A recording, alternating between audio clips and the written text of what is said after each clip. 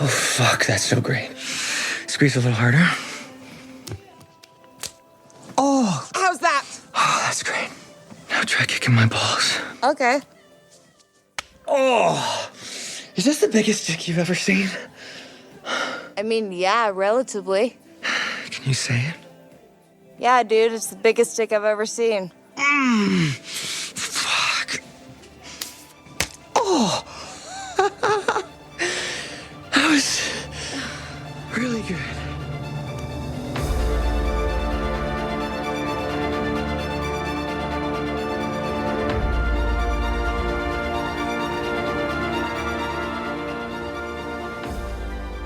Hey, panelists, welcome back to the show. I'm Mark. And I'm Robert. And this is going to be a spoiler-full podcast about Gen V Season 1, Episode 1, entitled God You. And like I said before, spoiler-full. So it's been out for a couple of days, so if you got spoiled, I'm sorry. Just stop here right now and then go watch the show if you have it, and then come back to us. But the episode's been out for a while, actually 3 episodes, but I only watched one because I'm trying to do this episodically so that way I don't have to, binge watching and go, I have to wait another week. I could spread it out a little bit here and there until we get to actual every episode if I wanted to, because they're pretty long times for these episodes. They're like close to an hour. Yeah. No, I saw that. I was like, oh, it's a 1-hour show. Okay. Yeah, which is pretty cool because sometimes with like Disney Plus, we get screwed thinking, I got an hour. No, it's 48 minutes. No, oh, I got an hour. No, it's 28 minutes. Disney Plus screws you so much because in an episode, it could be sometimes they're like, oh, it's 20 minutes long. And then on the next one, it's almost an hour long. And I'm like, guys, I mean, don't you guys have, figure it out. Don't you have like a format? I just feel like it's the most dumbest thing because if you're going to try to put that episode, like let's say on regular TV where now there's commercials and all these things. Yeah. How are you going to do that? You're just going to say, oh, 1 week is going to be half an hour, but the next week is going to be an hour and a half, episode, or they're going to break it up. I don't know. Very interesting though. Well, aside from that, what we're talking about is a specific show, which is Gen V, but we all know this comes from the Boys series, and not technically a boys show, but has all the elements of the boys within it. And it was based off the comic book story arc We Gotta Go Now by Garth Ennis and Derek Robertson. And a lot of people say that it was part of the boys in the sense that the trade paperbacks were within the boys lineage of series, which I don't, I don't blame people for saying that. It's what it is. Because you have all the same characters that we had in the boys. You'll see Ashley Barrett. You'll see who was it? Oh, Sean Patrick Thomas, who plays Polarity, is in the series as well. In the very beginning, we get Elizabeth Shue. Mm-hmm. We got a flashback. And when was the last time we saw Elizabeth Shue in the boys? First season. It's been a minute. Been a minute. And we had A-Train as well. Correct. So he's been in there. So obviously they're going back and forth. And I'm sorry too, Shetty, Indira Shetty, who is ahead of the college. She was a former senator. She was the one that was blowing people's minds up, if you don't recall. Yeah, literally blowing their minds up. But well, she's not in this episode. No, but she does make appearances for later on. And the reason why I knew that was from the promotion that they put out, all the promos they show her. Same thing with Colby Minifie for Ashley Barrett, and same thing with Jesse T. Usher for is it Jesse T. Usher? No. It plays A-Train. Well, that's same thing with Jensen Ackles as well, who plays Jesse T. Jesse T. Usher plays A-Train. Yeah, and then Jensen Ackles plays I forget what his character is.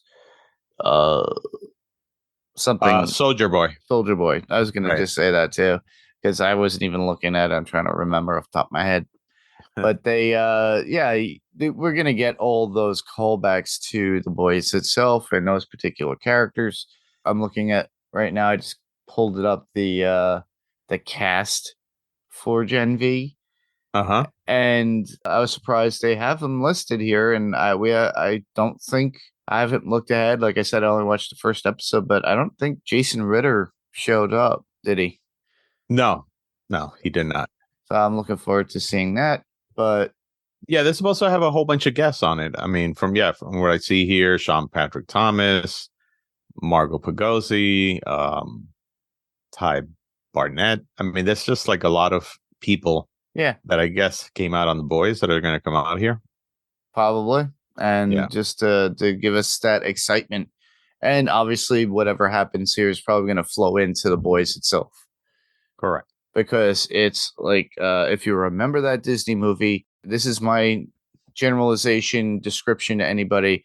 It's sky high on acid and sex and drugs. Literally, if you remember that Disney movie with Kurt Russell and I forget her name. It was Travolta's wife, but they had a son that was going into a superhero school. Right. Shoot, I don't remember that name. But regardless, I just would describe it as that for the fact that, at that point in that movie, he didn't get his powers until puberty hit. It just hit him later on. That had Mary Elizabeth Winstead, not to be sidetracked, but I always do. But they, it kind of gave me that feeling. It's like you had cliques, people who knew people. I started getting that feel within this particular movie. It's almost like a 90210, a Buffy high school kind of movie or show where it showed how people, like the kids, would separate themselves on being popular and having the different cliques in Yeah. schools and stuff like that. Yeah. Yeah, and then also the need to be on top. So it's like that on steroids, or in this case, somebody's crazy dream or nightmare. But yeah, we got a variety cast. The cast is very young in it, so I'm liking on Lizzie Broadway's character Emma, who I forget what they call her, Tiny, or I forget what her. Which one? She's the one that makes herself tiny. Oh, Lizzie. Yeah, Lizzie Broadway is her name, played by Emma Mayer. Yeah. Yeah, she plays like little tiny Little Cricket is her Little name. Cricket, that's what it was. I knew it was a Yeah. weird kind of name. I'm like, little person is usually what I would think too. Right. No, Little Cricket. Maddie Phillips doesn't have a Q name. The only reason why is they had Little Cricket for Emma, the character Emma, is in it because she has her own YouTube. And Right. in the episode too, which I thought was Correct. pretty cool. But before we get too crazy, I don't think I put in the actual synopsis. So with that, I'm going to say what the synopsis is and we'll go into it, because it's so funny how the title of the episode is God You, which is taken from Godolphin University. Right. So God You, which you think with all these kids, they have superheroes. Boom. That's the title. The synopsis is: we jump forward to the present day where we find an 18-year-old Marie Moreau, played by Jazz Sinclair, in a group home, just another cog in a foster care machine. Her goal, we quickly learn, is to land a spot at the prestigious Godolphin University so she could capitalize on her superhero abilities and make a life for herself. So that synopsis is kind of vague, but in the sense that it does what it needs to do. It just gives you an overall idea, but it doesn't really go into the twisty turny things that you get with Kate Dunlop, who's there, who's part of the clique. Same thing with Andre Anderson, who apparently his father is Polarity. So you could see the nudging of his father and how he does that, attempt to do better and all that cool stuff. Clancy Brown's character, I think, was he the principal? He's like a dean or something like that. But yeah, he, I mean, are we doing spoilers? Yeah, it's spoilerful, dude. Yeah. So it's the fact that I thought, I mean, the way they made it seem through in the advertisement is that he was going to be a part of this show for a while. And it just turns out that he just kind of had a very short role in this. Yeah, They might show him, I guess, in flashbacks and other episodes. possibly. well, same thing with Patrick Schwarzenegger, who plays Luke Riordan, or what's the name of it? Golden Boy.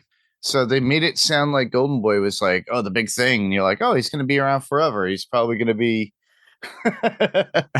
this main character. Well, I guess so, in flashback form, if possible. But you get your clique personality between, I would say, Andre, Kate, Golden Boy. Everybody wants to be part of that crowd. And the first introduction we get out of it looks like some sort of fight club or fight day out in an arena. It's the typical jock. You know, you go to high school, you go to or any university where you see the jocks actually in the middle of the field practicing and things like that. And then you see the other students that are just probably on the, in the bleachers or whatever, just watching along. Yeah.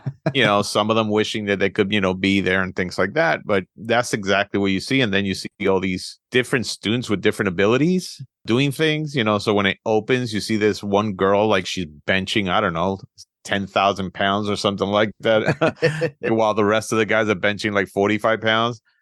You also see somebody with speed. You see other people with, just different abilities doing things, which is kind of cool. Very reminiscent of what I would say, the X-Men mansion would do when they had scenes in the comic books where, like, all the students are outside doing different things. Or that mostly in the not in the comics, but mostly in the movies, they showed that. In the comics, it was more geared, I would say, more or less inside the danger room. In the danger room, but they also would do stuff outside. Oh, there's okay. A lot. There were a lot of what is it, comic books or issues where they would also have certain things that they would do outside. Sometimes they're playing baseball, sometimes they're doing other things that are playing volleyball, but you will see them all using their powers. I think the danger room was more for, like, actual practice for combat or something like that. But, it's pretty cool. I thought that was a cool scene. Yeah. I thought the scene itself was pretty cool for the fact that it introduces us to Golden Boy. You see who is his girlfriend. Obviously, right away, we know that Kate's his girlfriend. Right. And who his friends are. He shows up and it's like a show off of each other's power and talent. And literally, he rips off this dude's arms, and I'm like, "Oh, whoa, darn!" That threw me off. Same here. I was like, "Okay, is this like a battle of the best?" And he's out now. He's not going to be at the school, and then they put him back, and I guess I'm like, "Oh, that's the reason why they have him." Yeah. So at first I thought it was very gladiatorial or something like that. And I was like, oh, okay, this is like, kill or be killed or something like that. And then it just shows this, this guy's arms are just all of a sudden being fused back into his body. And that's his ability, I guess, is to put himself back together. Yeah. So I guess that's a good ability. You could just walk through a minefield, get blown up, and then just have the people put the parts back together and you're alive. Which I find very interesting because Golden Boy, you see him flame up a little, right? Right. But he's got excessive strength. And correct. And now with the boys, as we know, a lot of them have like one particular power only. Starlight has her ability of like something to do with light itself. Queen Maeve is always strong, but she can't fly. Right. The only person that had multiple powers was, the head dude himself. That's crazy that we all love. Oh, you're talking about what's his name? Homelander. Homelander is the only one. Yeah, because Homelander was based off of Superman. Correct. So Superman has all these different powers, I would say, and he has the same thing. Mm-hmm. As a matter of fact, all of the boys have basically powers that the Justice League have. Mm-hmm. So A-Train is the Flash. Maeve is almost like Wonder Woman. Yeah, we kind of get that out of that. But I'm just saying, in the key aspect of this particular show, a lot of the characters, like, you look at Little Cricket, she just turns little. Yeah. And when it comes like Ant-Man. Yeah, literally Ant-Man. And then with Andre, his power is to change objects and float them. Andre has metal. Well, let me see here. If I'm not mistaken, Andre has, he's a metal bender. Yeah. So Jazz is a blood bender. Yes. So she manipulate at first, interesting when the episode starts, it starts, of course, with A-Train being accepted into the 7, and on that same day, Jazz basically gets her period. Yes. Or Marie, gets her period. Mm-hmm. And all of a sudden she notices that, which is kind of gross, but the blood from her period starts to float. Yes. And with that, I mean, she freaks out. Her mom rushes into the bathroom, and all of a sudden she uses the blood as like a weapon, and it slices the mom's neck. And next thing you know, mom is just bleeding out. Yes. Dad comes along, and all of a sudden she blows up. That's the part that I don't get. Did she blow up the mom, and then he got kind of like the shrapnel, or did she do something to the dad? But somehow both the parents are dead because she did that. something with the mom's blood because the mother was bleeding out, and I think it exploded like a bomb onto him. Like it became explosive, and then you see his face covered in like shards of glass from the mirror, or it could be from the mirror or something like that. Mm-hmm. But later we find out that it's not just her blood that she could bend. She could bend other people's blood or anybody's blood. So she's actually, that was actually very interesting. Yep. But like you were saying, Andre has metal bending abilities, and Emma has shrinking abilities. Mm-hmm. And then there's Kate. Kate, she's a manipulator. I think it's like the power to, like, she has to touch people with her hands. Right. She's an empath. And she could actually push people to do whatever she wants, but she's limited to anything that she could do throughout the day. Right. Because if she overdoes it, she kind of could hurt herself. And then Jordan Lee, she's a gender shifter. They call her bigender. Yeah. By the way, the actress who plays, of course, the female role, her name is London Thor. One of the coolest freaking names I have ever heard, to be called London Thor. That is just awesome. All right, she's not listed on my cast view. Yeah, she's weird. Yeah, no, you got to go to Wikipedia and you'll see it all there. Oh, okay. I got it through general from Google, but yeah, because you get Derek Liu who plays it, and then Jordan Thor plays, and then the character's name is Jordan Lee, right? And it seems like the character prefers to be female than male. I don't know. I thought there was like an even amount of female and male in there, because when they went to the club, he was male. And then when I think it's when she's in school, is more almost female. I don't know. That's weird. That'll be very interesting to see throughout the entire show. Yeah, same here. But and then there's Sam. So he's a young soup with super strength. So, and then of course we don't really get to see much of Sam, right? No. And then Indira, the dean of Godolphin University and a former behavioral therapist who does not have superpowers. Shetty, you're talking about? Yeah. Indira Shetty? Yeah. Oh, I thought I looked at her and I thought right away the senator. No, that's not her. Oh, okay. I got the wrong thing. I was going on memory from The Boys. No, that's not her. That's it's a completely different character. Okay. Good to know. All right. Now I'm more educated. Yeah.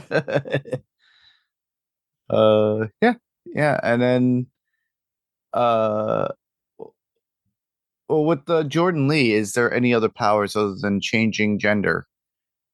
That's, I think, all there is so far. That's all there is. I remember seeing Clancy Brown as the dean coming out of his office when he had a I specific. know he And he shot her. shot her, and it stops, and that's it. And then she changes to the male version. Correct. So that's gonna be that'll be an interesting character to see what other powers they have. I have a feeling that some of these characters are gonna have multiple powers as the show goes on. Okay. It's just a feeling because I mean you're right. I mean I mean it says gender bending here, but that one scene he stops a bullet. Yeah. Or it could be like this. It could be you know what? If you think about it, in male form, he's really strong and almost invincible. Mm-hmm. And in female form, I think she has a different power. That's a possibility. So I think that's what it is. I mean, All right. I watched it once, and I would have to watch it again. But I think that's what's happening there. Same here. I watched it once, but that was my. You listeners, tell us if what you think about that too, because obviously I did not watch ahead, but from the very beginning of this, we talked about how the clicks happen and how you see Emma as Little Cricket tries to show Marie around, and Marie is trying to hide her background, where she came from. She doesn't want to tell people that she literally killed her parents, and she was in a home where her powers are deemed dangerous, and then she has to stay there until she's 18 because if she doesn't get adopted or fostered into a home where people would take her because she is dangerous, she has to go to a different clinic that Vought has created for adults that are dangerous or their powers have manifested, because it seems to be something that's within the communities, even though the government, the communities center around the idea of having people who are powered. That still cliche of people not knowing that people bought Gen V and injected into their kid or took it as that just so they could get their kid powers to claim to popularity and be part of the Seven. And that's seems to be the overall goal. Everybody wants to go into the Seven at a certain point. But yeah, I like that whole 90210 click kind of thing, especially when Emma introduces Marie and their roommates, obviously, and the first thing that she sees her with is trying to wrestle her hamster. Or what was it, a gerbil or a hamster? And that was her YouTube. It was like their gerbil. She's fighting with the gerbil or something like that, which I thought it was funny. Yeah. And I forget the name of the gerbil's name, but apparently it was based after an actor. And it was pretty funny. But they I like I said, I just watched it once. I didn't go through it a few times. But Emma tries to show her around, Maria around, and then I guess that she didn't get the class she really wanted, which was more of more justice based. So that way she could become a crime fighter. I think it was part of the crime fighting labs or classes that they had. And she didn't get in. And the person that turned her down was Jordan Lee, who is head of admissions that works under the dean.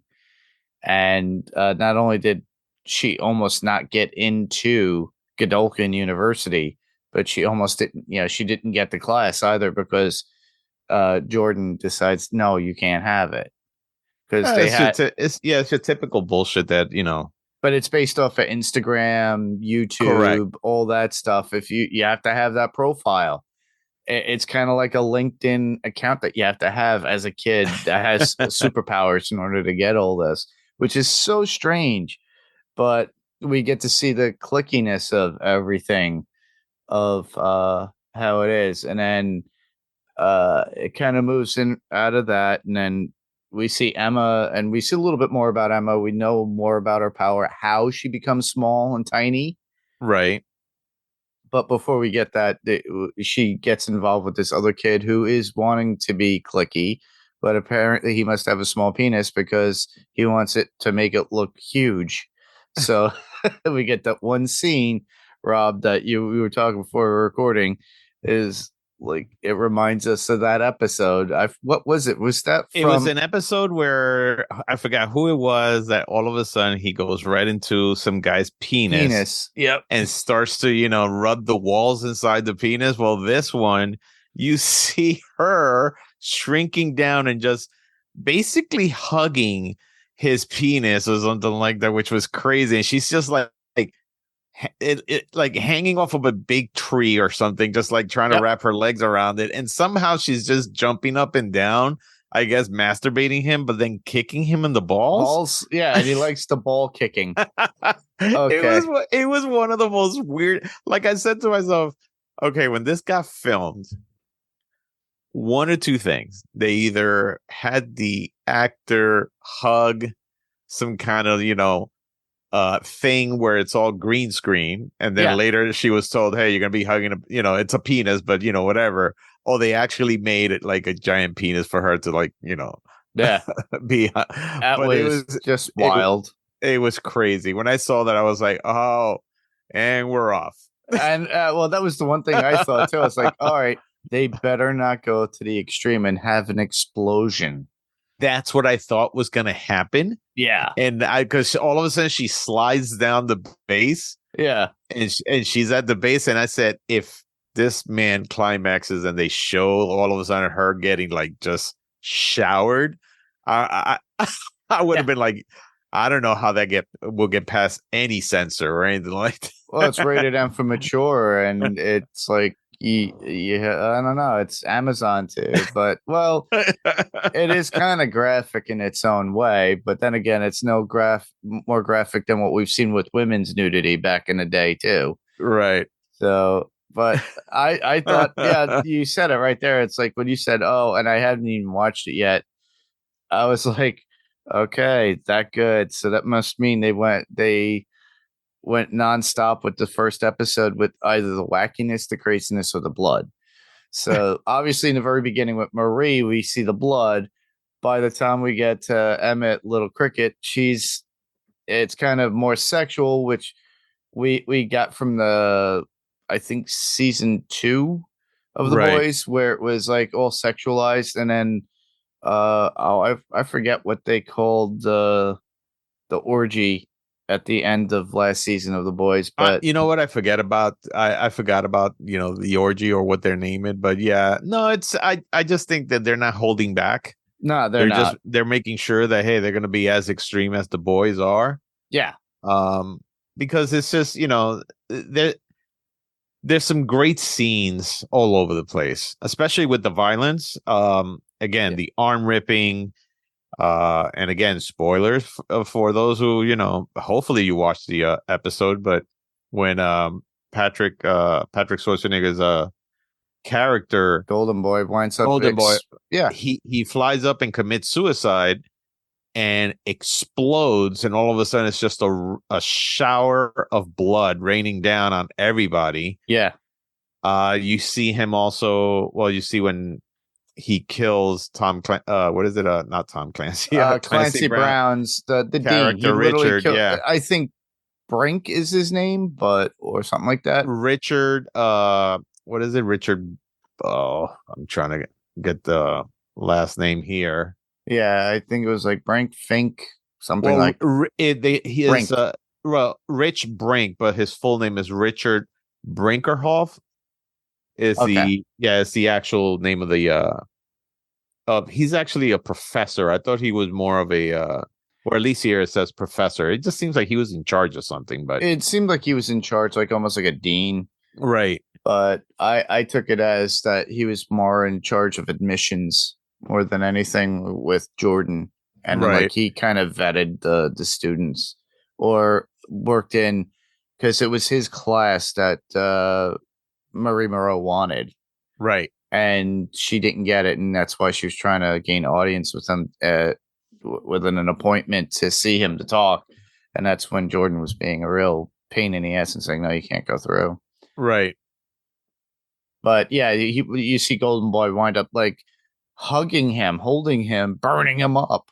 Burning him up. And so the whole thing is that, first of all, it's like, what's going on there? Because one, he's making sure that Luke doesn't have to apply to the 7, doesn't have to do anything. It's just like they're gonna make him slide into that spot whenever he graduates. Yep.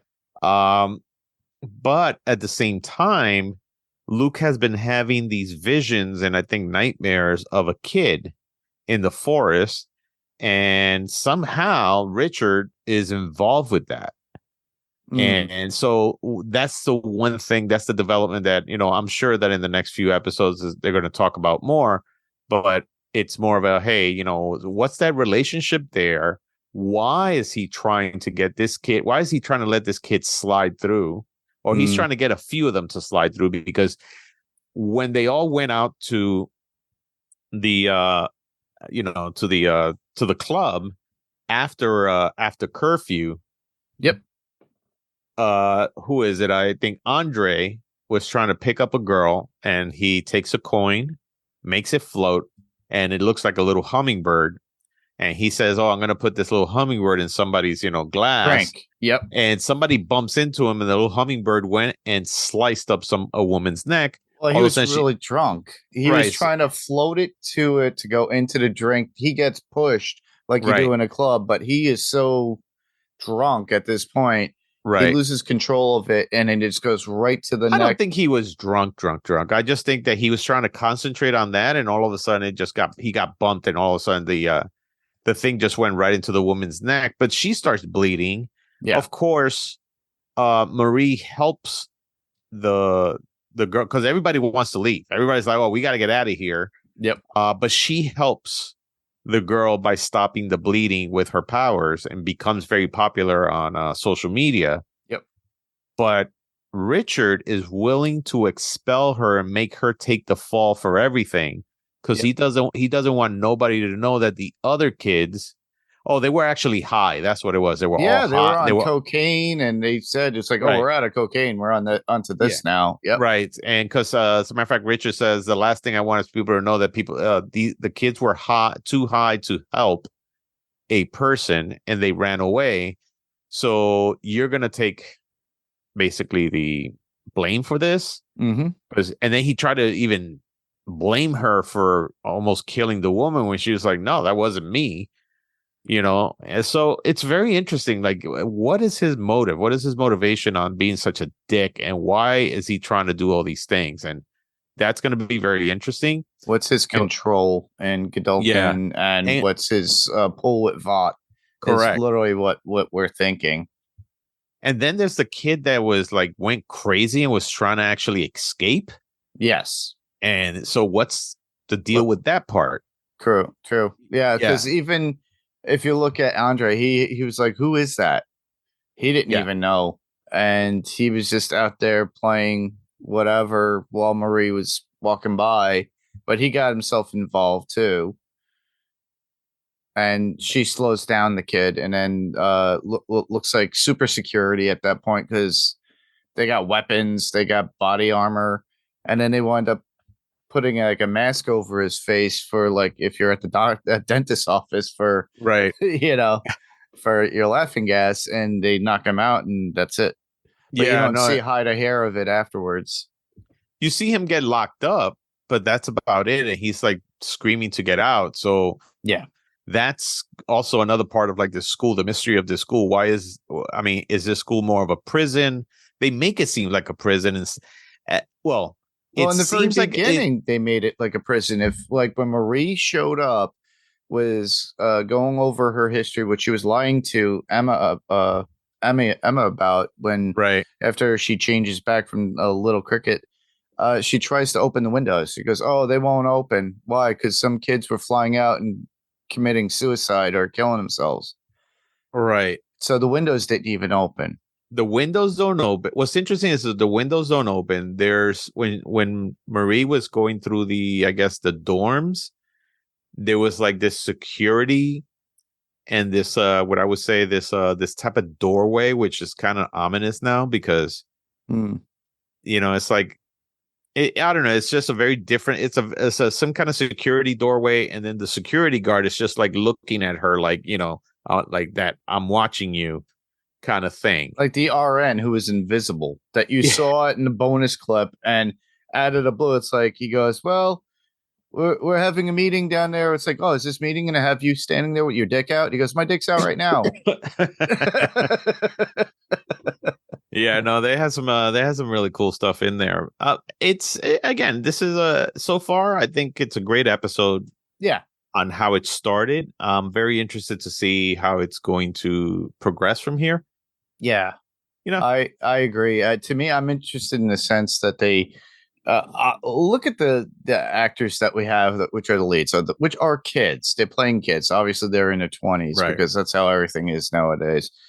That's like looking at Buffy the Vampire Slayer, 90210, Melrose Place. They're all playing younger kids or younger people, but they're usually about like 8 to 10 years older. Yeah, no, some of them in the 30s and stuff like that. But yeah, no, but they get the prettiest of the pretty people. But not only with that, we get a lot more ethnic in this. So we got Jordan Lee, who's obviously Asian, Andre Anderson, who is Polarity's son. He's black. And you get your typical white boy, which would be Luke Riordan, who is Golden Boy. So, and then you have Marie Moreau too, taking the lead as somebody of color, which is really great.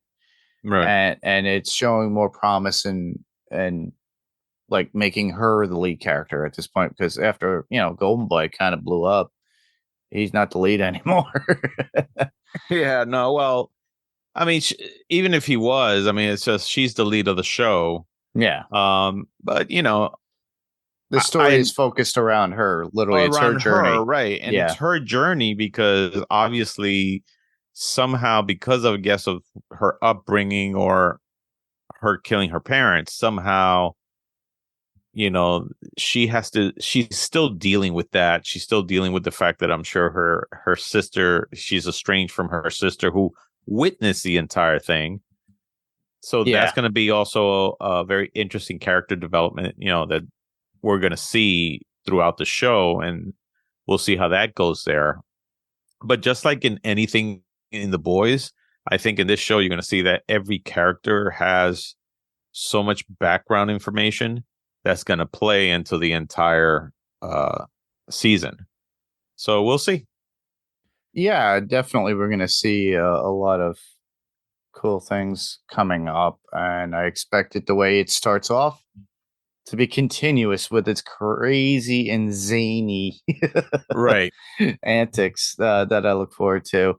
Now, mind you, they drop the first 3 episodes like they do with The Boys. They kind of suck you in. They want you to jump in on it and watch all 3 at once. I held out. I was like, nope, I got something else. I just didn't have the time to watch the other 2, but there's a good chance probably after this podcast, I'm going to watch the other 2. So yeah, we'll be covering it anyway later on. But in about a bunch of days or whatever, regardless. But my feeling is I wanted to do this episodically, and I do it like my friend Rima, because every time anything gets dropped on like Netflix that they're doing, I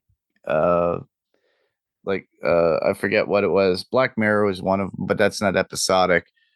But they were doing a whole bunch of them, and she goes, "I'm gonna sit here and watch each episode individually before I record each one." So, and I want to do the same thing, because I don't want to be the one that thinks and like gets confused. Oh, was that in that particular episode? Oh man. No, I like to watch them and then really I think this one, even though I only saw it once, was very, very memorable. But I sometimes like to do more of a deep dive and just try to see if okay, let me watch it. And if I have to, I'll watch it again, because there's always these little things you miss the first time. I'm sure there's a lot of things that we just talked about that we missed some things. But yeah, no, it's usually I try to do that. I'll watch it, enjoy it, and then I'll see it again just for the podcast, and now I analyze it. Yeah, I guess. I try to do it like 2 or 3 times. Usually the first is like first impression. I got to enjoy it. Second is to analyze it. Third is to pull anything I can from it if there was anything really, really cool or something I questioned about it, or like maybe I had to type out whatever quotes. This one, I didn't. There's only like one quote that I liked out of the whole thing. Which one? Kick me in the balls? No, no, but it is a quote for Emma. And she goes, when Golden Boy flames on, his clothes burn off and he's uncut because I guess like he's impossible to cut. I put my tongue on that. And that's her saying that to Marie as they're sitting in the bleachers waiting in the far back. Right. And I could see a girl saying that. It's like, oh. I didn't have anything that stood out for me. Yeah, that was the only one because I knew it was a little bit strange and out there, and that's what stuck with me. Yeah, the only thing I would say when what's the character Andre, when he was trying to pick up the girl, he said, the best that could happen is you come home with me. Or if not, the worst that could happen is that we just, dance and have a good time. And you could see that she was like, okay, I'm open to that. But that was him explaining to her that if he took the little metal bird, which of course caused the accident, and he could actually put it in somebody's drink across the club, that she could that she will either go home with him or at least just dance with him on the dance floor or something like that. Yeah, that wasn't anything too noteworthy in my opinion. I only got the one, but honestly, I was just amazed at the craziness. It was just some really like when it started, and then you get, first of all, parents dying. Then you get arms being ripped off. Then after that, you get little 1-inch girl, basically jerking this guy off by hugging his penis. And then you get more people bleeding and people burning to a cinder, and then just a person exploding. All these things that you're like, what the fuck? Who in their right mind is coming up with this stuff? But oh man, I would love to be in the writing room for that. Really would. I mean, just imagine the shit that you're like, so what about this? Well, I noticed they have a thing about penises when it comes to the boys, because remember the guy that was locked away in that one episode, and then they broke into the it's where they were holding a lot of soups that were on the loose, and then they had to break in to get something, and the guy had a huge dick that just like, oh yeah, the guy with the fantastic penis that he would just like, the dick would just float around or something. Yeah, no, it strangled people with it. And then it's like, oh. It is a penis centric show on that, and I'm surprised they don't do anything else with. Funny enough, they don't do anything as much with a female part. They do it with the male parts more. Which I find that interesting. So, but hey, listen, I mean, we've exploited women throughout history and movies. I mean, now is time to have them exploit us. Yeah. Well, that's about all I had for talk about Gen V. So, what were your memorable moments on this? On this one, definitely. The first one was her fighting the hamster, just her prepping and doing that for YouTube. That was an impression I can never get out of my head. Right. And then her getting small as she's puking. That shocked me, because I was like, okay, so how does she get small? And then all of a sudden she starts puking, and you see her small, and she goes, oh. So she has to purge literally to get small. Right. And she has to eat to get big. So it's like, okay, this is Alice in Wonderland. Well, I think it's a social commentary on the bulimia. What is on just kind of like women's image and stuff like that, on how women try to purge, just get skinnier and what we call smaller. Mm-hmm. in order to be, I guess, liked, or or at least, I mean, listen, bulimia is kind of a horrible thing out there, and I don't understand it, and that's something that I don't wish it on anybody. But that being said, I mean, I don't know. I feel like this was a social commentary on that. I could be wrong. I mean, there's a lot of commentary actually. When you first watch the episode, they talk about suicide, and if there's any issues with that, please call this number and blah blah blah. Correct. I was like, okay, so they're really out there. At least they're being understanding that these are touchy subjects. Yeah. But there are certain shows back in the day where they would just leave it out there. Correct. Yeah, and the kids would follow through with it. But the fighting in the yard with the golden boy and the guy with the huge dreads that he rips his arm off. That was something. The club scene, obviously the very beginning with Marie Moreau, and then of course that ending. Yeah, those are things that stick with me as far as images and memories of the episode just from first watching. Now, mind you, longevity wise, for as I continue, I still see there's an issue with Marie because she's still trying to fit in and she's hiding the fact that she killed her parents. And I think people know, though. I think it's known to some degree, but she still says it even to Emma. She's just like, I get bothered with my brother too. And it wasn't until later on in the episode that it comes out to somebody. Yeah, that's gonna be, I don't know. I mean, we'll see what happens there, and we'll see what happens with the sister, because I'm sure there's gonna be scenes where she's trying to reconcile with the sister or something like that, or probably the sister might have maybe powers too at some point, and next thing you know, they throw down because of it. I don't know. That's a possibility. That's a possibility. I mean, listen, there's still why is it that Luke actually killed himself? Yeah. Was it because he felt guilty that he killed Richard, or was it because he felt guilty because the visions he's having, he was a part of something? Mm-hmm. So there's a lot there to actually. I just soak it in to hold on to later on, right? As I watch the show, that's something that I'll like you said, I'll probably go and turn on the second episode after this because I can. It's like my friend Paik does. It's like I'm gonna go right to it. Why? Because I have to go watch it. Exactly. So, but yeah, no, that's. I would say that's a good way to start this show. Yeah.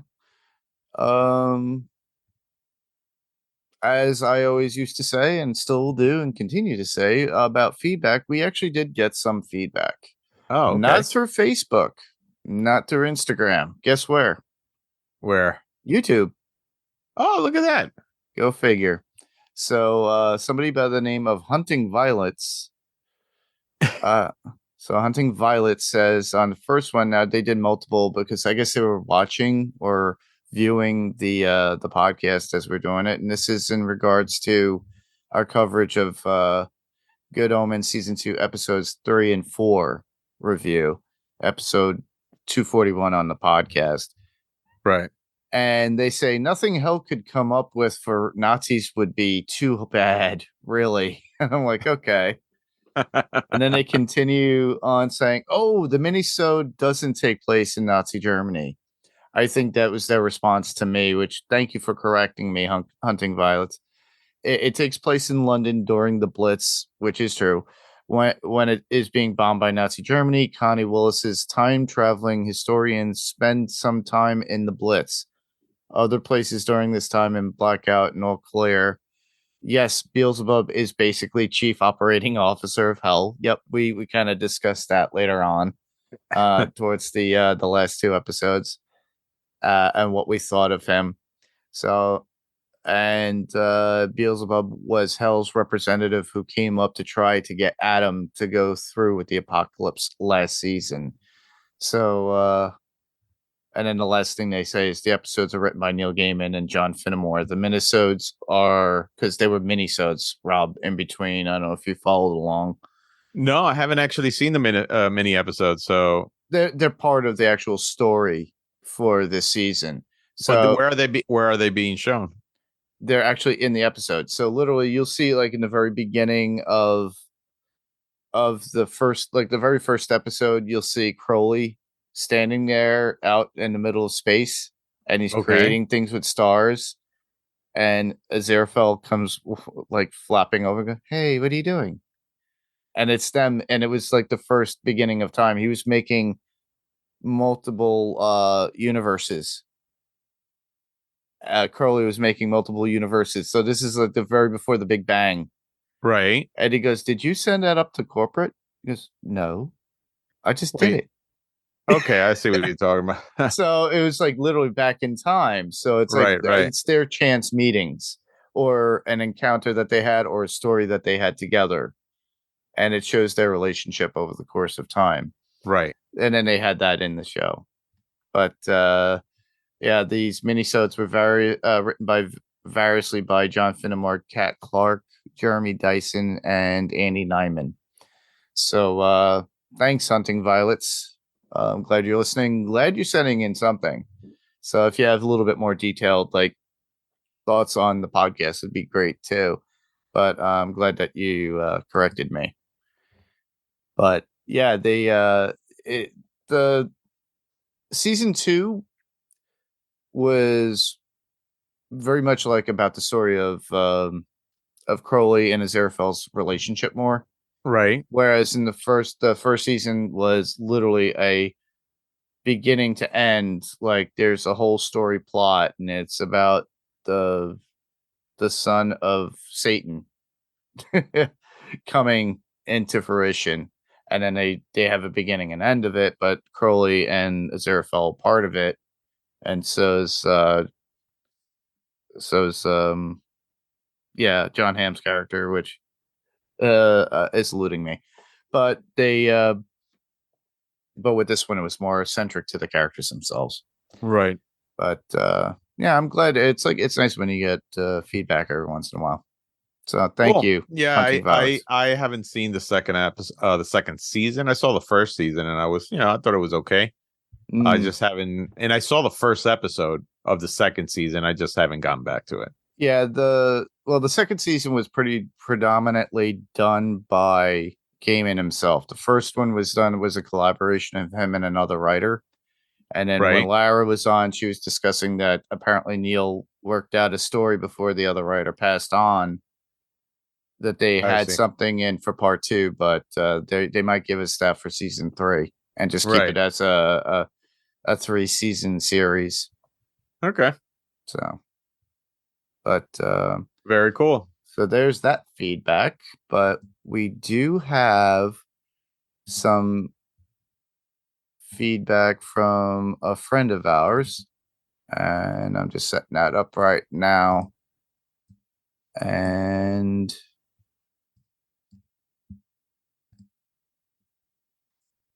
it's from our one and only friend Steve. Ah, So here's what Steve has to say. I didn't listen to this before. Hey, Handler, Steve here. I can't be on the podcast this week. Life gets in the way. I did watch the episode, and wow, what a crazy start to this, what's going to be a crazy season. I can't wait to see more cameos of the boys, regulars, hopefully, and maybe some others scattered in there that we've kind of heard about, had hints of. And yeah, just really crazy. I hope we get to see some more of Clancy Brown and Patrick Schwarzenegger in future flashbacks. Maybe, I don't know if they're going to show us anything from them or not, but it was sad to lose them both in one episode. And yeah, I just can't wait to see where this series is going to go. All right, talk to you later. Awesome. cool. So Steve couldn't make it, but he wanted to send a little thing, what he thought about it, which is pretty Right. cool. He'll be in next week, possibly. So we might have other people too, depending on if they want to jump on and have fun. Because everybody loves the boys in some way. That they do. And let me tell you, it's a great show, and the fact that Amazon is brave enough to make a show like that and not care what, they know there's an audience for it. Oh yeah. And I think that's actually great. And there is. I mean, it's not for everybody. It's not for kids. It's for honestly for comic book, fans out there and for people who love this type of genre. So Yeah. I'm really happy that they could do something like that. I just wish that some of their other shows, were of the same quality. Yeah. But yeah, that was our feedback, everybody. So to let you know where you can send your feedback, just like Hunting Violets and Steve had done, Steve emailed it. So all you have to do is send an email to us like he did. All he did was record his voice and then send it as an attachment. All you have to do is send that to panels2pixels1@gmail.com. And that's panels, 2 is spelled out to pixels, and the number 1@gmail.com. You can write out a texted email if you want to, and we'll read that on the podcast, just like I did with the YouTube comments. We can be seen on YouTube. Obviously, you can hear us. People use that as a device to listen to podcasts. So all you have to do is search Panels to Pixels podcast on YouTube, subscribe, so that way you're always getting your feed. Give the thumbs up if you actually like the episode, and hit the bell so that way you'll be notified when the new episode arrives, because sometimes we get used to looking at other things. We can be found on Facebook. So with this, I did put out an Instagram. So I basically put an image and then said leave your comments in the comments below the image, and I utilized that same image now for podcast art for YouTube. So all you have to do is go to facebook.com/panels to pixels, or if you go to Instagram, all you have to do is go to @panels2pixels podcast, straight flat out. And then there'll be the image there as well. We can be heard on Spotify, Google Play, Apple Podcasts, or whatever podcast player of choice. So if there's a rating or review, preferably with Apple Podcasts, because that's the premier podcast everybody looks at and is judged on, please do so. Give us a rating or review there. It'd be awesome. Well, that's about it as far as like where to send feedback and our feedback. But Rob, where could they find you? They could find me out in the street. No. He's part of the Warriors, everybody. Yeah. You could find me and the crazy crew that we're part of in Fantasy Picks Movie Edition, where we actually do a fantasy cast on movies, that were not very popular either in the theaters or they failed financially. So we kind of look into it, what could possibly go wrong and how we would have fixed it to make it better. And we also do our top 5 movie draft.